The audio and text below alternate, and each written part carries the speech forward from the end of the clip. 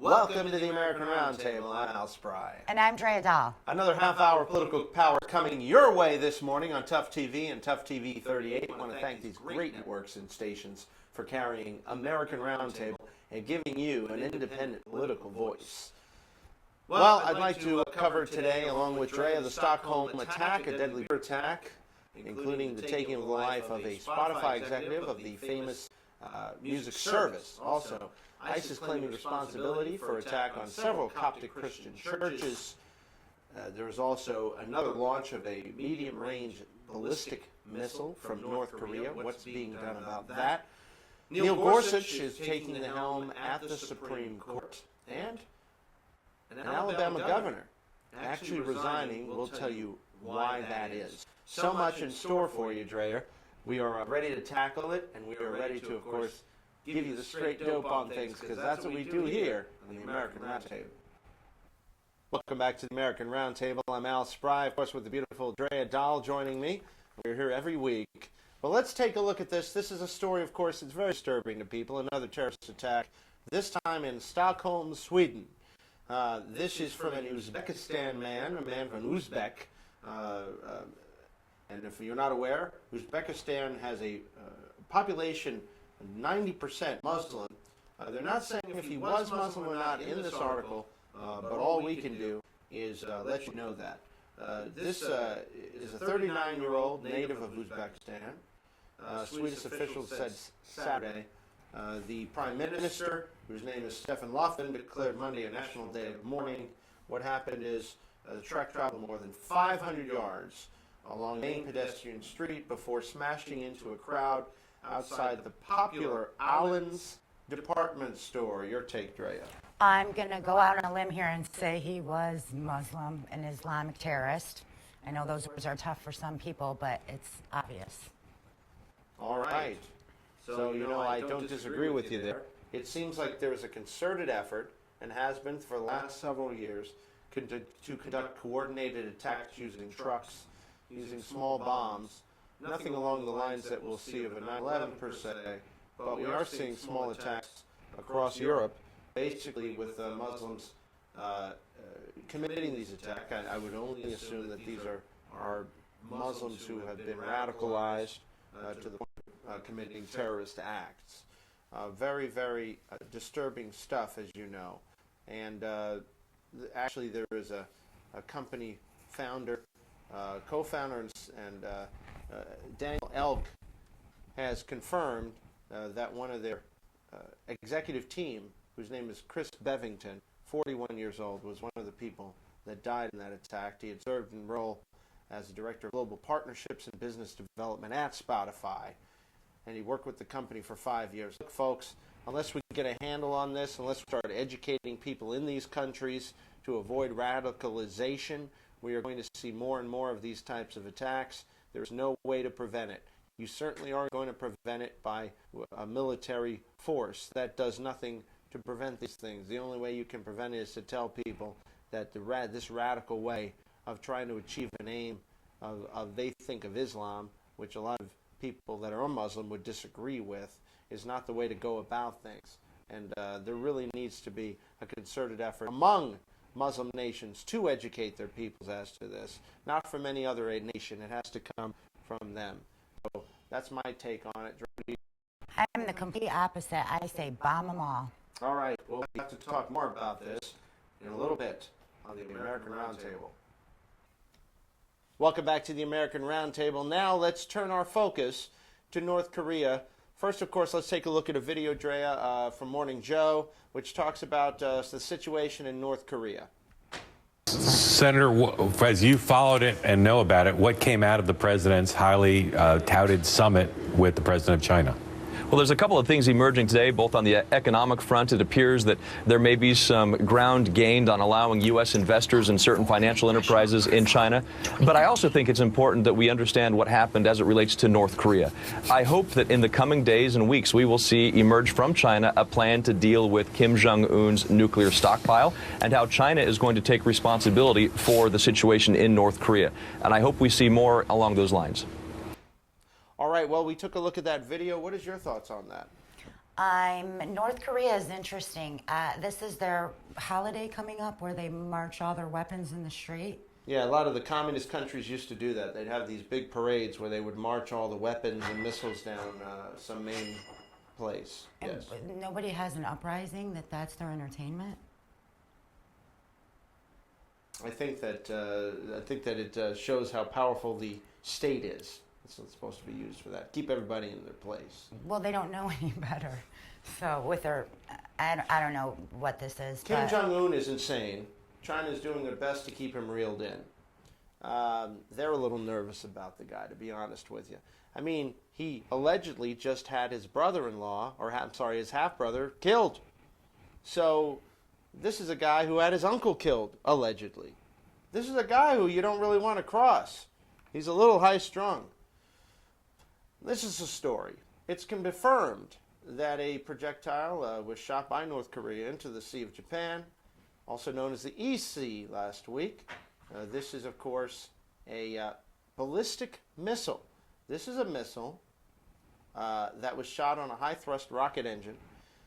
Kim Jong-un, the leader of North Korea, keeps saying that he wants to get a missile ready where it could hit the west part of the United States. Something we should all be very, very concerned about, I think. Your thoughts? what kind of missile is this? Like a nuclear missile? Yes. Bomb him too? Well, we can't really bomb him because then we have to take on the entire China, and if we bomb him, it's kind of like going to war with China because that's their protectorate. So have China bomb them. Well, we have to have China keep them in check. That's the thing. China has to step up. Rex Tillerson, of course, talking about a terse response, of course, to this, saying using standard diplomatic condemnations that usually follow these missile tests. Of course, the president now speaking with Japan because this is concerning to the Japanese because these missiles can hit Japan. And Japan is, of course, necessarily concerned about this as well. Can't China put some sanctions on them, some tough ones, to where they have to listen? Well, they're trying to do that. China is trying to put sanctions on North Korea, but you have to remember also, North Korea is in such a state now, they're still having power outages. There's no money really in the country. All the money is concentrated in Pyongyang, which is the capital. Most of the people live in darkness and poverty. When you put a lot of sanctions on, you're really hurting the people that are the innocent people.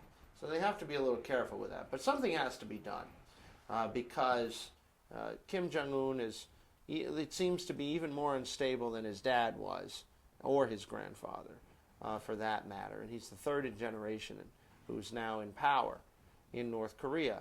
And we still have a ton of army right there on the 38th parallel, ready to shoot it out if need be, but just hopefully that won't come to that. That's Can't we the thing. assassinate him? You're talking about assassinating the North Korean dictator, Yeah. or premier? No, it wouldn't be good because then China would, pretty much find out that assassination was done. It could lead to a whole other thing. Plus, I don't think it's good for the United States to be in the assassination business. I don't think that kind of thing normally comes back to bite us, either physically or otherwise.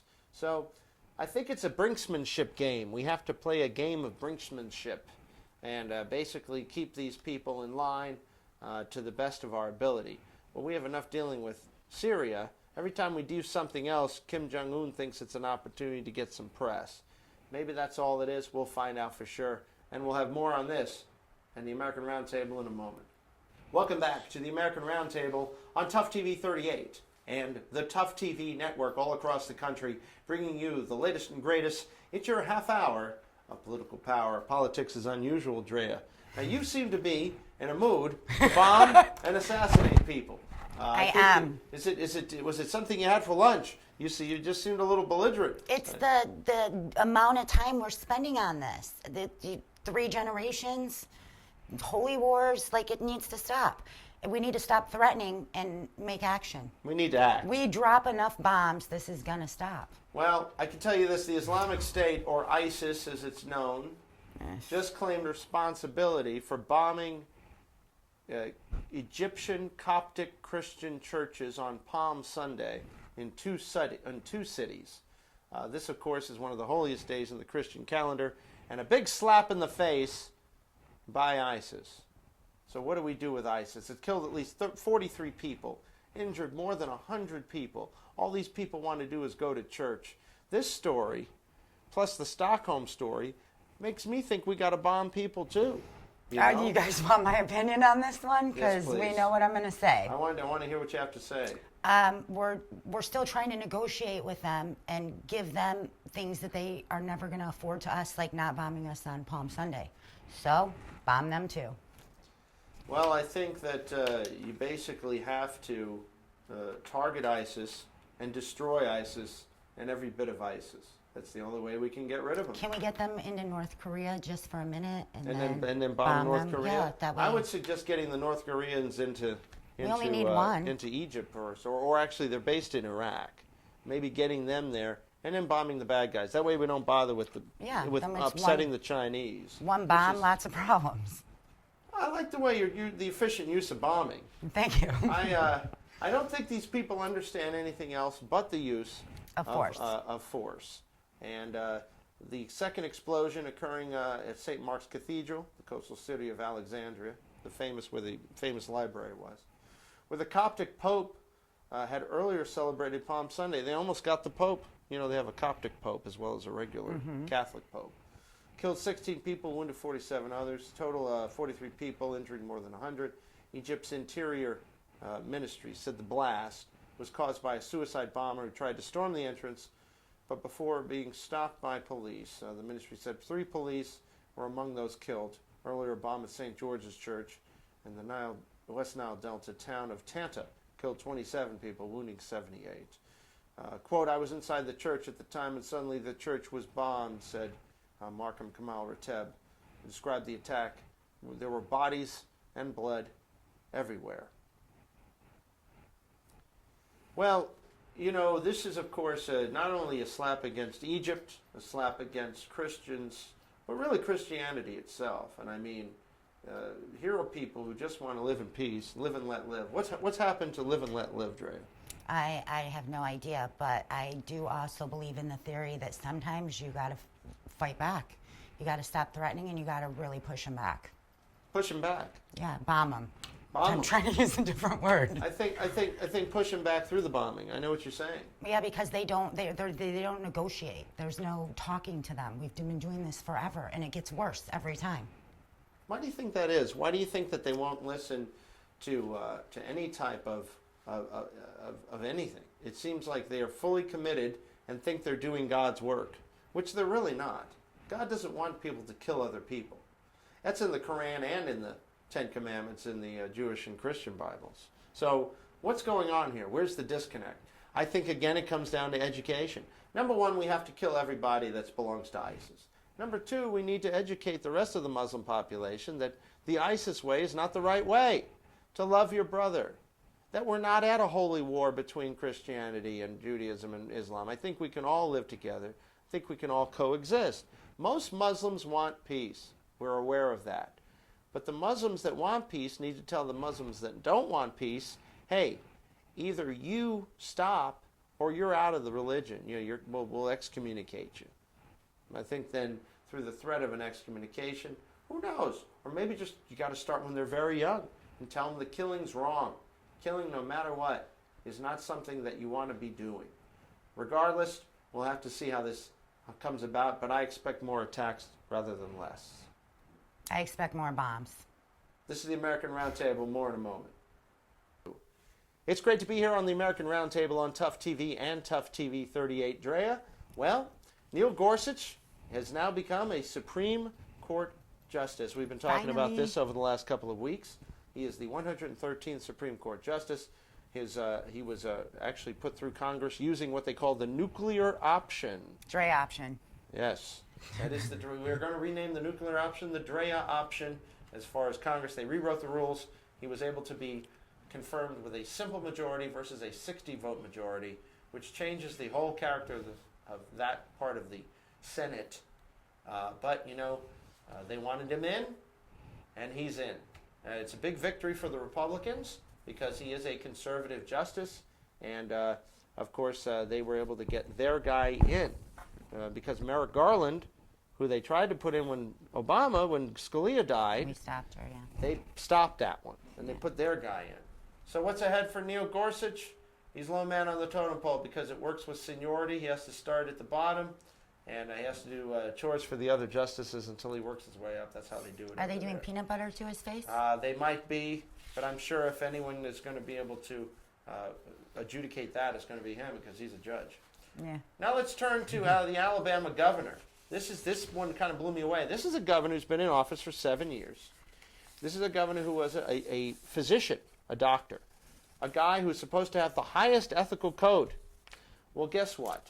He's a guy. Him and his wife of 50 years have divorced. He had to resign as governor over an affair and the attempt to cover up an affair. He pleaded guilty to 2 misdemeanor charges of violating state campaign finance law, according to the AP. The Attorney General's office announced the resignation Monday with a plea deal. Lieutenant Governor Kay Ivey now becomes governor of Alabama. Bentley, of course, at the mercy now of, he can never seek office again. He took the deal. Alabama's Ethics Commission last week found probable cause that Bentley violated state ethics laws with his handling of an alleged affair and referred the case to prosecutors. He's going to have to pay back $37,000 in campaign funds, perform 100 hours of community service, all over a girl. One of his head staffers, he had the affair with. What did he spend the money on? To cover up. He had paid it to cover up the affair, to spend it to make sure that the affair didn't come out in various ways. I just don't understand people sometimes because a lot of times the truth is cheaper. I agree the truth is the way to go, and don't have affairs because his career and his reputation are now ruined. And this is, of course, something that you would think they take pretty seriously in Alabama.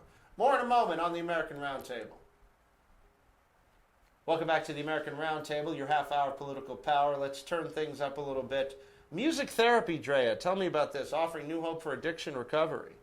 I think I like it. I listened to System of a Down this morning, and I feel a little aggressive. So I I'm can thinking, tell you're talking about bombing and assassinations. Of course, System of a Down, Let the Bodies Hit the Floor is not exactly something I don't think you'd play in music therapy. I think you play gentler stuff. Well, I'm sure, but if it worked for me, the opposite, then the other must work too. So when I leave here, I'm going to listen to some calming forest music. Like James Taylor, maybe? Yeah. Little You've Got a Friend. Yeah, that type of thing.